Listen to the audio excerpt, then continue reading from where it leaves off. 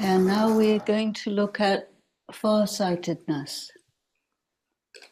Farsightedness is that you can see far distance, but more than anything, you can see far into the future.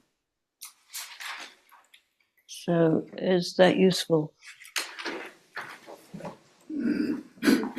To see far into the future. We talked this morning about past, present, future, and keeping yourself very much in the present, to be the master of what you do now. But looking into the future is connected with keeping your consciousness in such a way that the work that you do, the activities that you do in the present, you know what's the consequence.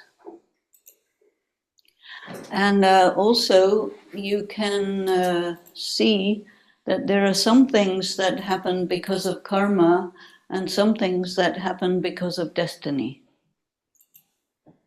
Not everything is because of karma. Can you elaborate a little bit on what the difference between destiny and karma is? Yes, I will elaborate on the difference between destiny and karma. Actually, I've done a series of videos on destiny, karma, and choice. Because this is the thing. You decide something, there's a consequence, karma. But there are certain things that happen which is not because of anything.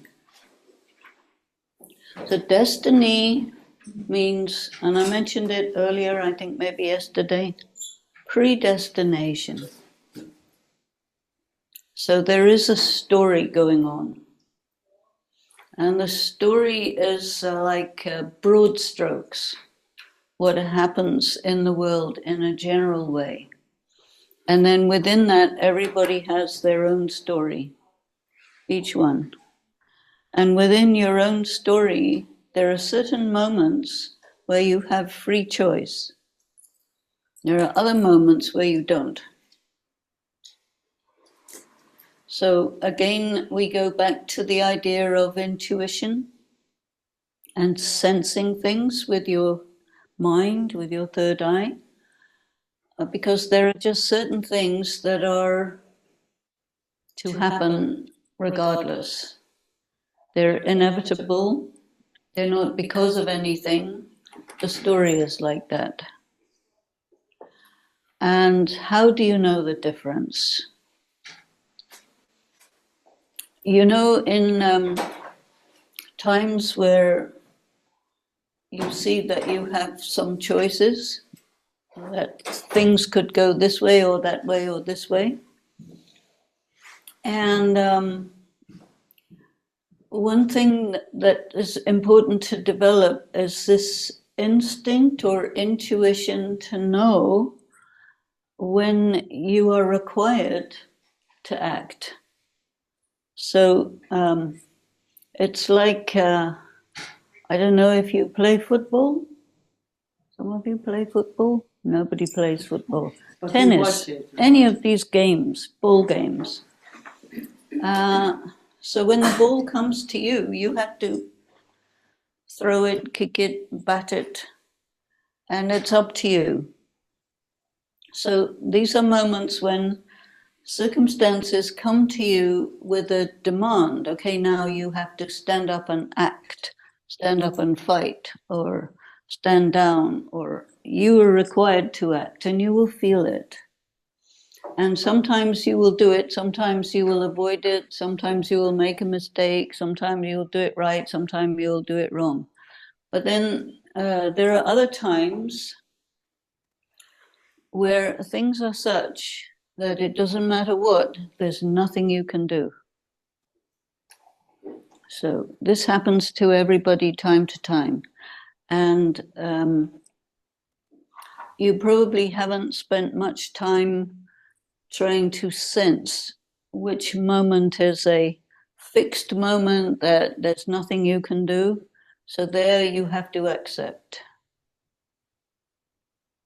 Like somebody dies, or, you know, the house falls down, or very often people say, who is to blame? They look for who is responsible. But actually, that's a moment where you just have to avoid looking for the cause, looking for the responsible one, and just realize, understand, feel that this is a moment where you have to just accept and resist the urge to blame, resist the urge to look for who's responsible, find a culprit, and just say, it is what it is, nothing I can do, let it be. There's a Beatles song, you know, Let It Be. Do you know this song? This is about this. Quite deep. Yes, yes. But then, when you have to act and when you have to accept, there's a difference in vibration. So as you develop your sensitivity to vibration, you will also sense when it's something you have to accept. For example, there may be times when you know you have to go somewhere, you know you have to do something and you don't want to. Have you had something like that? But you can tell as you approach the moment where you have to go that none of your excuses stand up. You can't avoid it. It's like it comes with a force that says, I don't care whether you want to go do this or not, you're going, so get used to it. Cool. And the earlier you catch it, the earlier you accept it, the better equipped you are to go and do it and deal with whatever is in that circumstance and situation that you're trying to avoid. Why would you try to avoid it? Because it's too much trouble, or it demands something from you that you think maybe I can't do this, or I'm not ready for it, or something like this. But so you have to. It's just the way it is. And so, okay, you do it. And once you've done, you've accepted, you've done, then there is a kind of a release or relief, because there's a tension when you don't want to do something that you have to do. And it a little bit drains your energy as long as you're resisting this thing which is destined and fixed. And if you resist it too much, you get very weak. So then when you're in the situation and then comes the choices, you're not so good at having to do what you have to do. So it's like walking. You have a left leg and a right leg.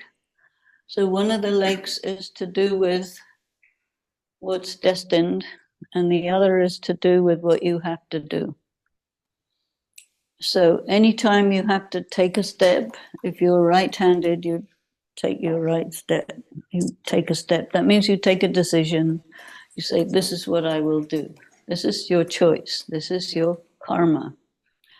But then you have to advance by going with the left leg.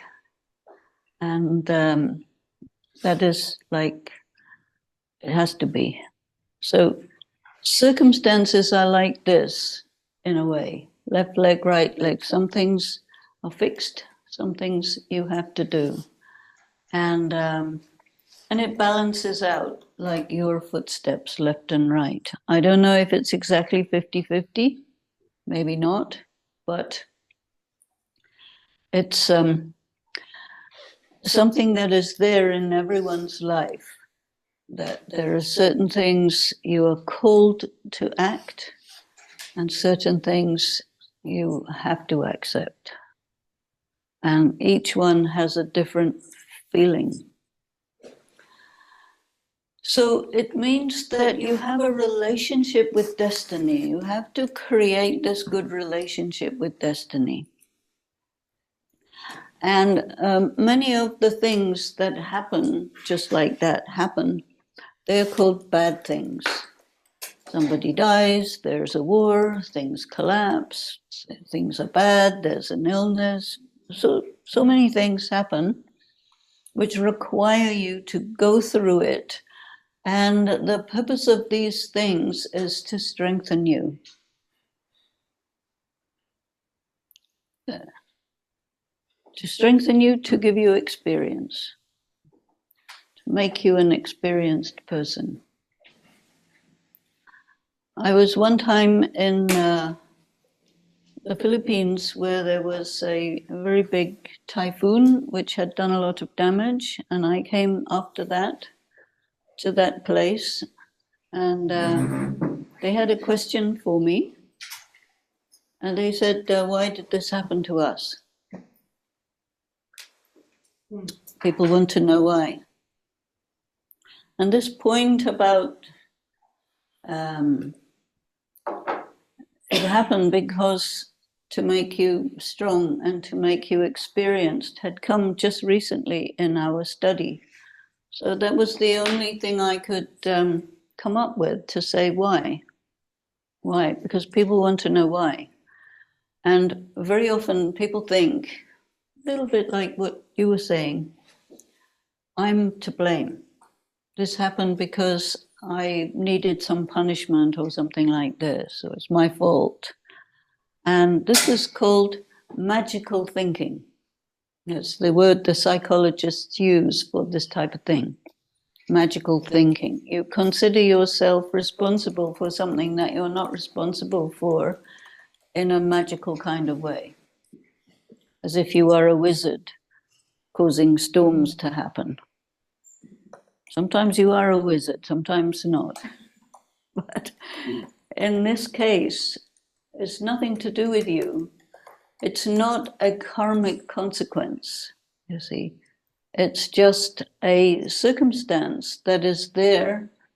If anything, you can say because it is time, because it is destined, because that's the next thing in the story, a storm comes.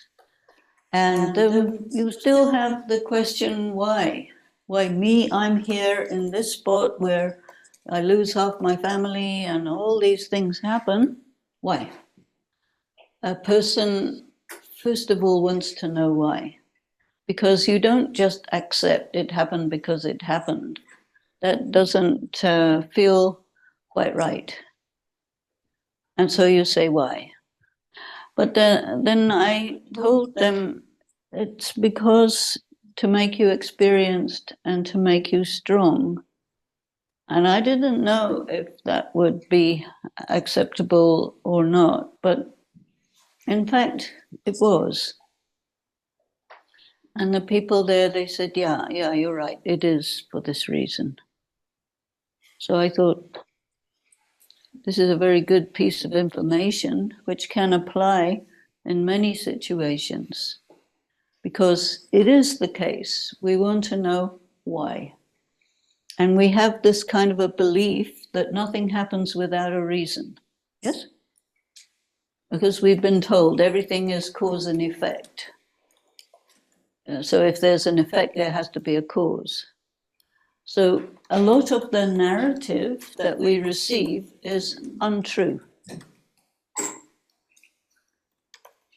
Some things have a cause, some things don't have a cause.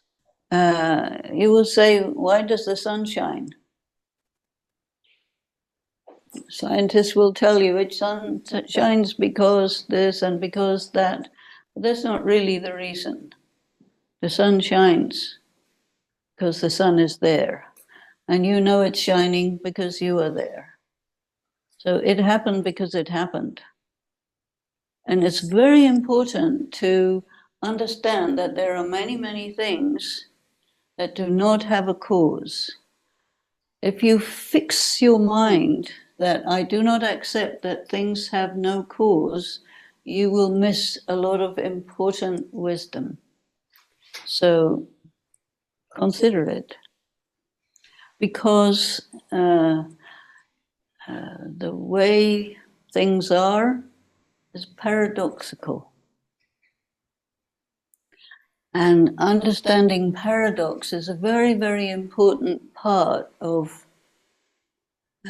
living, existing, being in the midst of all of these potential conflicts, all of these dramas and stories, good and bad and everything. And if we want to say, why is it like that? It means we are operating like a 2-year-old child, because they always want to know why everything, right? Have you got a 2-year-old child? Or you had one?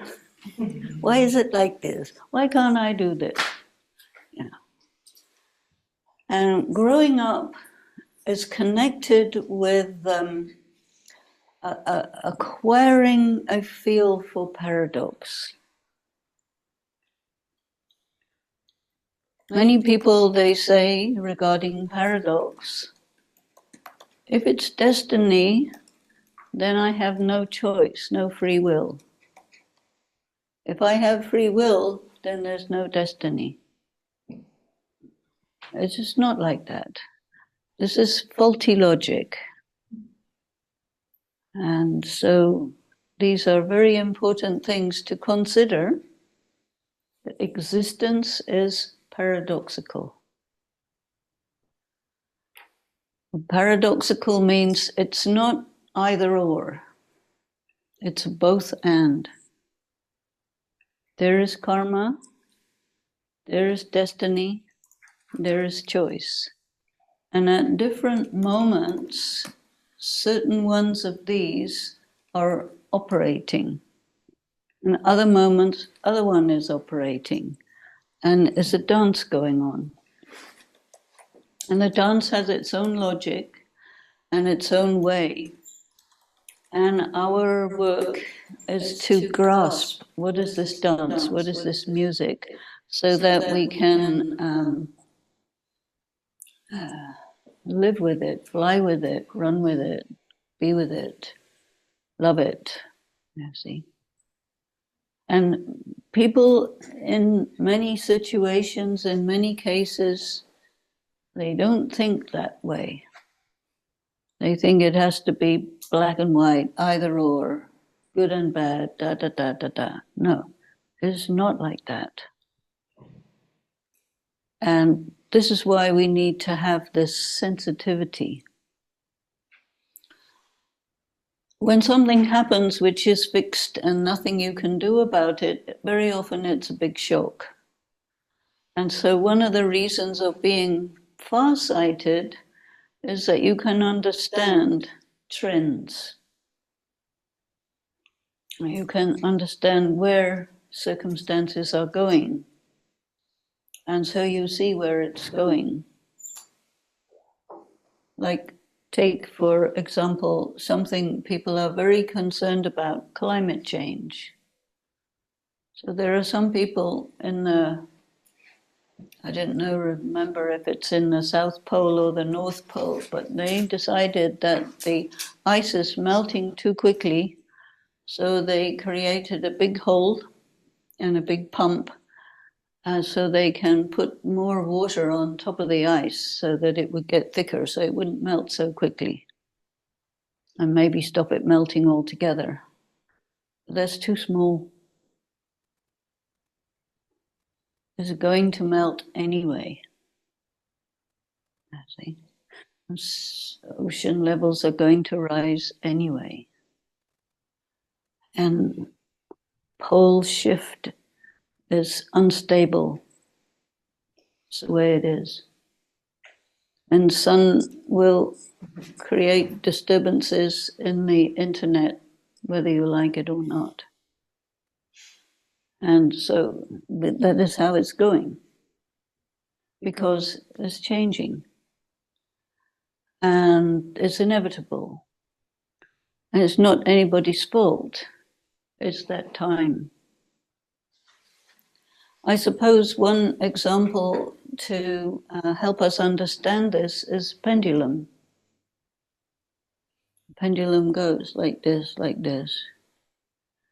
and it goes in its own plane. Now the world is turning around, but the pendulum is not. It stays like this. And when it reaches the end of this, it goes the other way, whether you like it or not. And that's the way a pendulum is. And there is a kind of a pendulum going on in our existence, in our world, in the story. And when it reaches this point, then it goes that way. And when it reaches that maximum point, then it comes back. And this is one metaphor for time. Usually you see clocks going round and round, but if you want to make the clock go round and round, a pendulum is a good way. And the pendulum is operated by weight, you see. And when the weight reaches a certain point, then you have to take it up again to the top. This is the grandfather clock operates like that. But it's a metaphor for how things go in the world, because the first point of all points is you are eternal as a being, eternal. Very, very difficult to conceptualize eternity. Right? Have you ever tried? I remember when I was about maybe 8 or 9 years old, they said, there's eternity. So I said, oh, eternity. How long is that? So I thought one night I was supposed to be sleeping and trying to figure out eternity, small child. And I said, oh, I can't figure it out. It's not possible.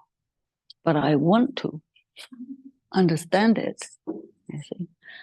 Because if I am eternal, then I need to know what's this. Because I have a right? This is how a child thinks, at least this one. And so it's very difficult for people to conceptualize eternity.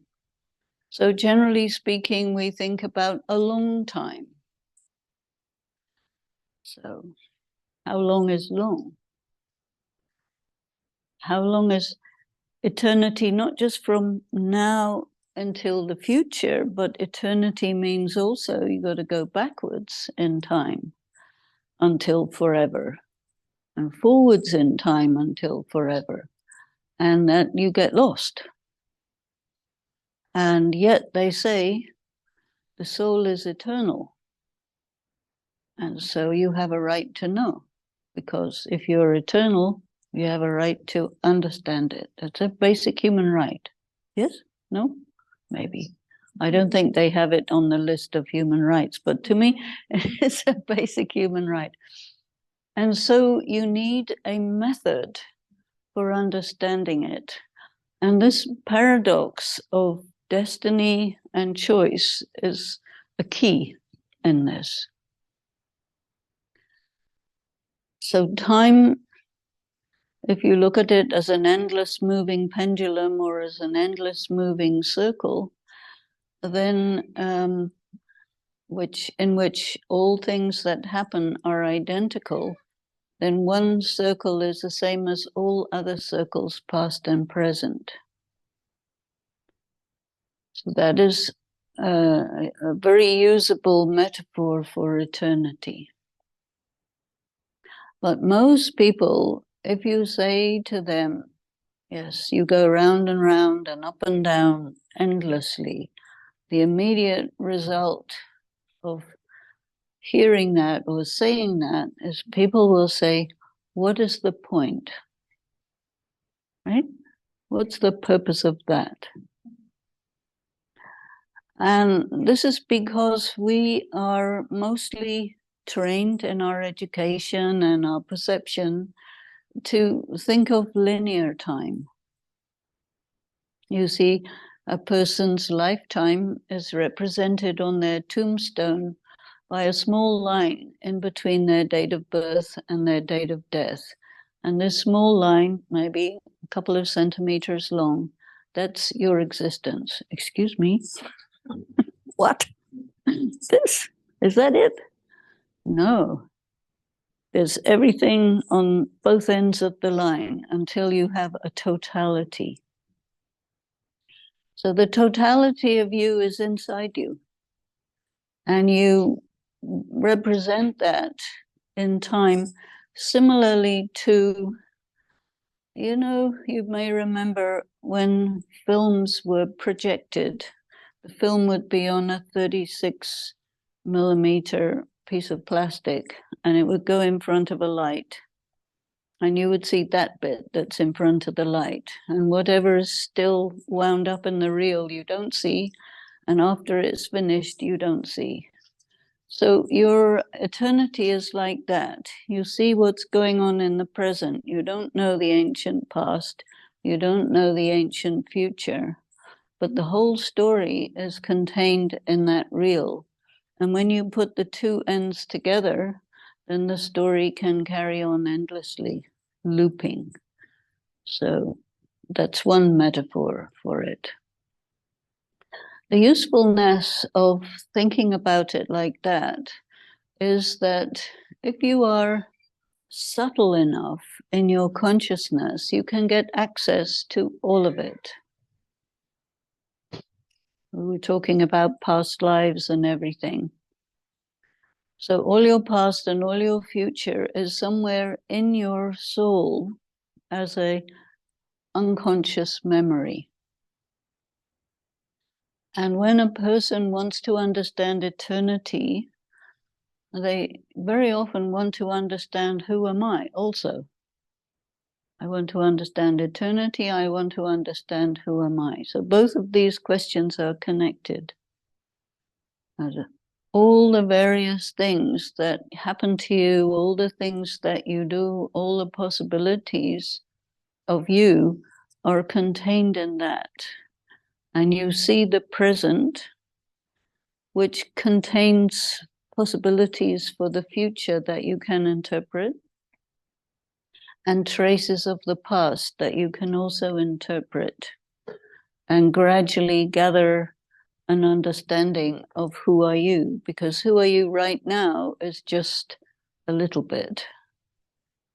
But who are you right now contains these elements of the ancient past, and the future is what's possible, your potential. And you can discern it when you look at yourself from a very, very deep place. So farsightedness contains the idea that you can understand yourself all the way such that the future ends up in the past. And you can remember yourself all the way back such that you can see yourself in the future, because the whole thing is a closed system.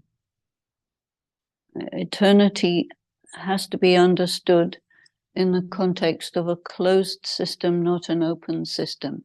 Any open system has limits. However big it is, it has stop points, after which you don't know. Take the Big Bang. We are told we have a Big Bang. Okay, there's a Big Bang. What happened before the Big Bang? Because you can't have a Big Bang and then time begins. Because the Big Bang can only bang when time is there. And it has to bang somewhere, even if it's a big somewhere. The Big Bang doesn't work as a beginning and an end point. It can be somewhere in the middle. Every so often we have a Big Bang. There's before the bang, during the bang, and after the bang. That's okay. Right? Which means all of us have theoretically been through the Big Bang. It's in our eternity. When something very, very enormous happens to the human race, you feel it in advance.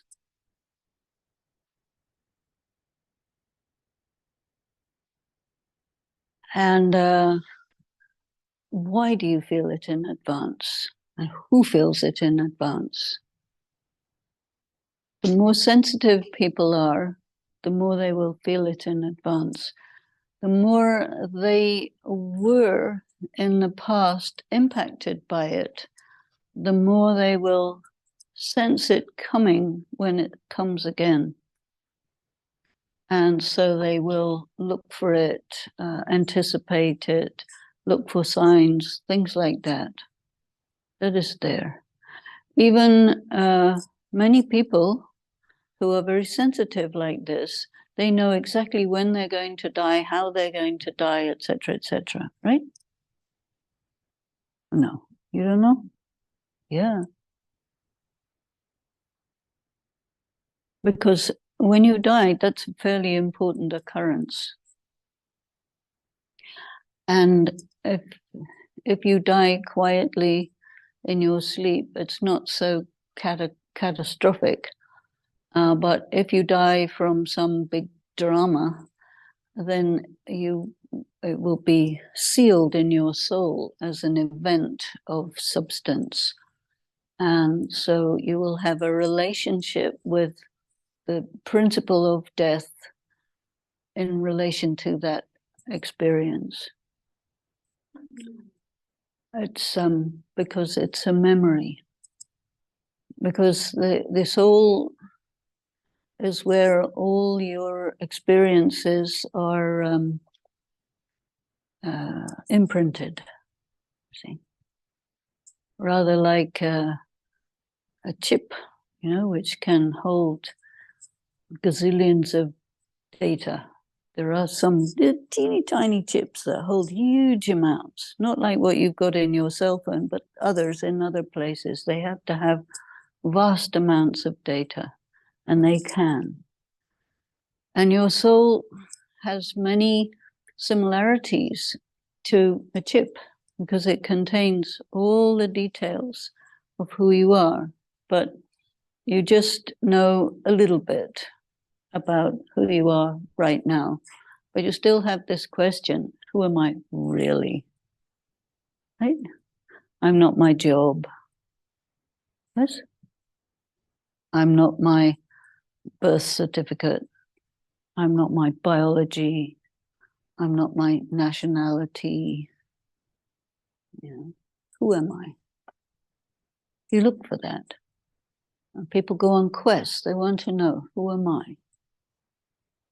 And there are certain things that happen in life where you get a greater understanding of who are you.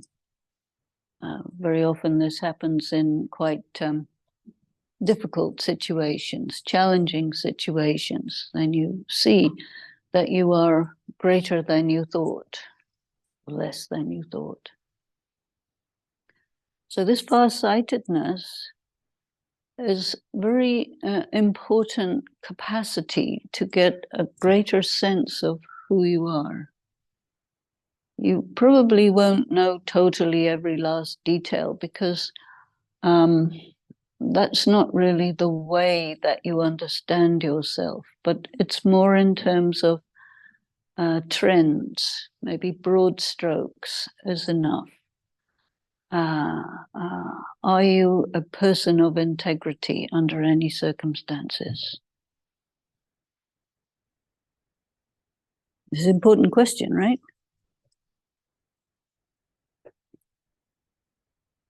How do you handle betrayal? You will get betrayed sooner or later by someone. How do you handle that? Are you somebody who will betray someone else? Possibly. It happens. Circumstances are such, you have to be very brave to not betray in certain circumstances. So when these exams come, you find out about yourself. See? So these exams are quite good, not pleasant, but good, because they let you know a little bit more about who you are, how you handle yourself under big stress, And if you can hold yourself straight, this is why this practice of looking at this mirror of your mind, making it still, is very helpful, because then you can get a sense of who you are in your depth and who you are in terms of all the stuff that's coming at you from your what you can hear and see and feel from the material world, because you are interfacing all the time with the external world and the internal world. And it goes and goes and goes and goes through time. Therefore, a person who's interested in this type of thing every so often will sit down and analyze themselves, which is known as a rigorous self-inventory. Have you heard this expression before? Rigorous self-inventory. It is something people do when they go through the process of addiction recovery. It's one of the steps. Rigorous personal inventory. What is this first word? Rigorous. It means like not fuzzy. You systematic. You don't miss out anything. It's very full on. Yeah, rigorous. Rigorous. R-I-G-O-R-O-U-S. Rigorous inventory. Rigorous self-inventory. Yeah. And so then you check what's your level of honesty. And you check if you do what you say you do. If you are what you think you are. Because we say, I am like this, I have this many values, I like doing like this, I am a loveful, peaceful, wonderful person. Check, is that true? Let's see. You say, oh, I am faithful and loyal. Are you? I don't steal. Is that right?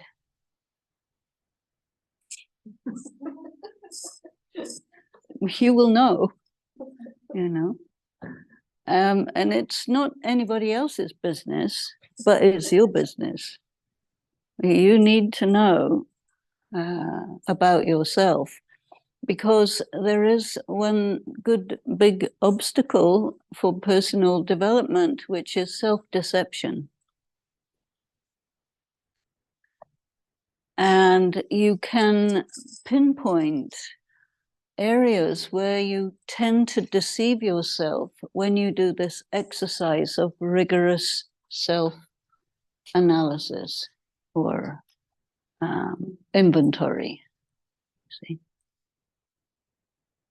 Because every so often in your life, somebody will make a comment about you, right? You, ha ha ha, You say, no, no, no. So that's a good place to start. If they say that, is there any truth in it? You need to find out for yourself. Is it true? If so, in which way and to what percentage? Because if you say no, then you're deceiving yourself. And I think people have a lot of self-deception in connection with, we were talking earlier about ego, this mask. So you bandage up your wounds, put a nice picture on top of the plaster, and this is me, excuse me, this is not. This is a picture you've created to deceive other people. And so to what extent have you also deceived yourself? So there's always some degree of self-deception, because when you look into this mirror and see your soul in all of its colors and dark and light and everything, there may be some things that you really don't like.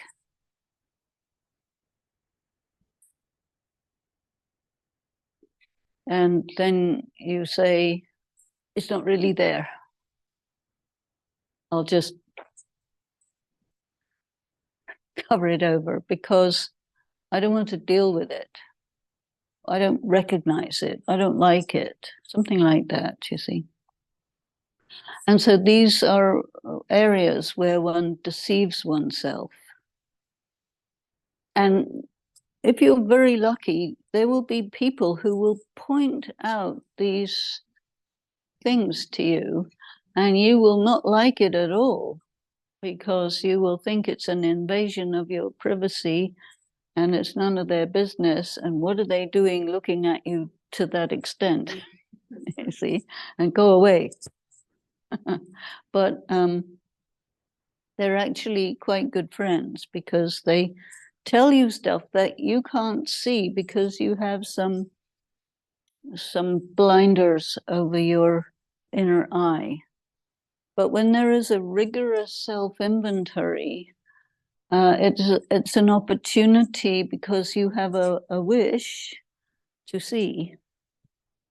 And so then you find yourself in a situation where you want to see something, but not everything. And then you say to yourself, well, I'm doing a rigorous self-inventory, so I actually want to see everything. So there are two people inside your head, at least. And one of them says, I want to see everything. And another one says, no, don't look there. You won't like it. Let's just go somewhere else, you see. So how many people are in your head? Quite a few. And they have a few different opinions about what's important and so on.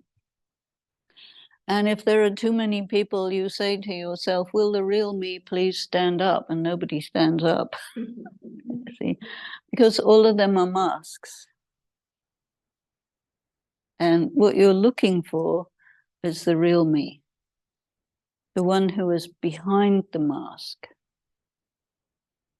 So that's the soul who has the full spectrum of everything from absolutely perfect to absolutely imperfect. And when you have a rigorous self-inventory, what you eventually do is you accept yourself. The good, the bad, the ugly, the broken, the mean, the horrible, all these things, which our culture tells us, if you're a good person, you're like this. If not, you're a bad person, and we don't like bad people. And one of the things that was mentioned yesterday is fear of abandonment. So if we discover we're unacceptably bad, then we'll get abandoned, rejected, and that's worse than the truth. So we need to change that situation so that whether I'm abandoned or not, it's okay. Because I am not here because of public opinion. I see. I'm here because I'm here. And I have my beautiful bits and my ugly bits. And there are metaphors about this which are a little bit helpful. For example, it's very often mentioned in India, the importance of the lotus. The lotus, kind of water lily of a certain type. So the lotus, it lives in very dirty water. And he has all sorts of connections with all kinds of other lotuses. And he nourishes himself on dirt, the black ooze below. And he stands up above the water surface and looks nice.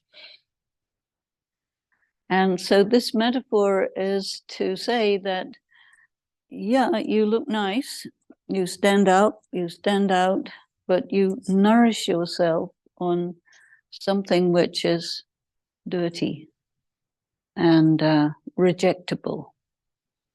A similar one is the rose. So the rose has thorns.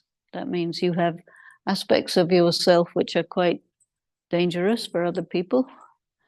But you look nice, beautiful color, beautiful fragrance, but you're also dangerous.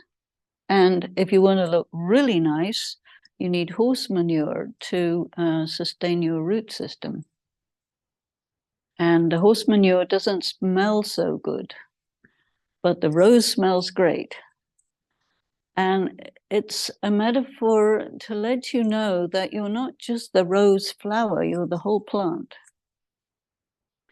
And your beauty and ugliness and all the things is all part of one packet. And you need to come to terms with the totality. And there you can be at one with yourself, you see. But the extent to which your trauma is connected with public opinion, even if the public is just your family or your school, there are many messages that you receive which say that only 1% of you is acceptable, and if the rest is not part of that, then you have to get rid of that. And the thing about souls is you cannot cut them in half and throw away the bad half. It's not possible. Which means that doing a deep, rigorous personal inventory means you get some clarity about what you are. And then you put that in comparison with the ego. So the ego is all about, I'm wonderful, marvelous, fantastic, 1 minute, and I'm absolutely unacceptable the next minute. It's a flip-flop between inferiority and superiority. The rigorous self-inventory is a method for you to be able to accept the totality of yourself, that this is me. I take it or leave it. And if you don't like it, it's not my problem. Your problem. I'm very good, including my horse manure and everything. And then you can start to look at your eternity with all of its different attributes. So another metaphor for this is the moon. The moon. Yeah, the moon. The moon is quite innocent. It stays up there, but we look at it and we see there are days when it's full, and then it becomes a new moon, and then it becomes a full moon, and it affects the water, the tides, and it also affects your body is 70% water. So it's going to affect your emotions, your brain, your moods, all these things. So the totality of you is like the moon. Sometimes you fully reflect the light of the sun and everybody thinks you're wonderful, marvelous, and fantastic. And other times it's a dark night. And the yin and the yang, all of these things. So our culture demands that we should be, only sunshine, only beautiful, only nice, only happy, all this stuff.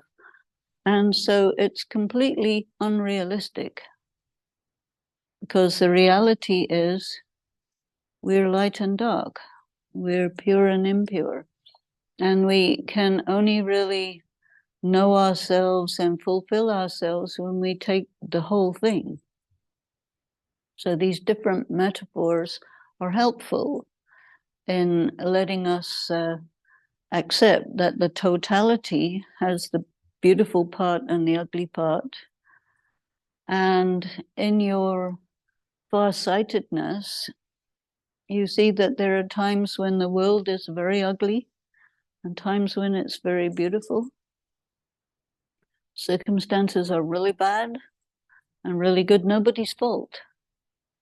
It's like that because the pendulum is moving from light to dark, from good to bad.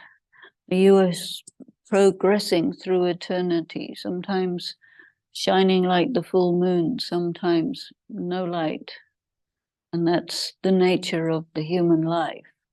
But our narrative that we receive from religion, from government, from media, from education, etc., tells us another story which is very deceptive. It's okay. So then you have to decide, do I want to go along with that story, or do I want to be who I am regardless of that story? Because even that story is included in the way things are. You live in a false world. As a true person, are you willing to be alone? Alone? Yes? No?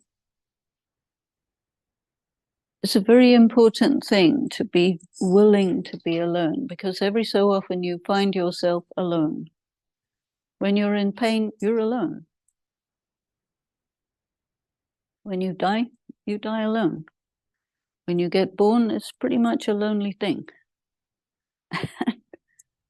And we like to have other people around all the time, but it's also important to be able to be alone, because if you are standing on a rooftop made of straw, what will happen to you? You can fall right through. So these support systems that we take at the time when we are unwilling to be alone, they are like roof made of straw that you stand on. It will not hold you up. And then you get deceived, you see. So part of all this process is to come to terms with the idea that it's better not to be deceived. And sometimes we use the word disillusionment. Disillusionment. Disillusionment is something people really don't like. If you're in a really, really bad mood because you got betrayed or this or that, you will say, I got disillusioned. I thought all this would be wonderful, marvelous, and fantastic, but it's not. I'm disillusioned. I'm in a bad state. But also, when you're disillusioned, it means all your illusions are gone. So then you have to ask yourself, is it better to be deluded or to see everything as it really is? Which is better? Not which is more pleasant, which is better. So in reality, you will find sooner or later that if you experience disillusionment, it's actually not very pleasant, but very good. Because then you have no more illusions and you are standalone big tree. Nothing will happen to you because it's already happened and you're still there, you see. So disillusionment lets you understand that if it's pleasant, doesn't necessarily mean it's good. If it's unpleasant, doesn't necessarily mean it's bad. But because we're very connected with sense perception, we equate pleasant and good.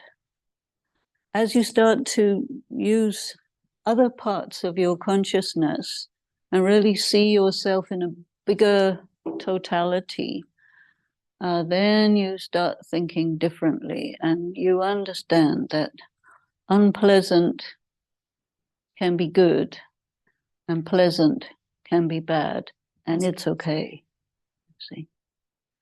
And all of this makes you realize that the narrative that we receive all the time from the external world is betraying us. It's not their fault. It's just, it is. And what do you want? You want to be clear, you want to know, you want to see, you have that right. And eventually you don't care whether it's pleasant or unpleasant, because you're kind of beyond that limitation. What you want maybe is real, true, what it is, and then you can operate when you know what the deal is, and that's adult instead of child. And it doesn't really matter if you have trauma or you don't have trauma, because you're able to manage the wounds that come along, the good things, the bad things, everything. You take it in your stride, and you know yourself as someone who can go through the good and the bad and the winter and the summer and the spring, and all of it is you. And this idea of farsightedness is that you're looking at yourself in this very, very long time scale that includes the very best and the very worst of human experience. And you, the eternal soul, you're traveling through it, and you're still here, and you're in one piece. And that's good. And along the way, you meet all these people, good ones, bad ones, amazing ones, horrible ones, some that you stay with for many, many lifetimes, some that you meet for 2 seconds. And it's a very complex thing, but it is like that.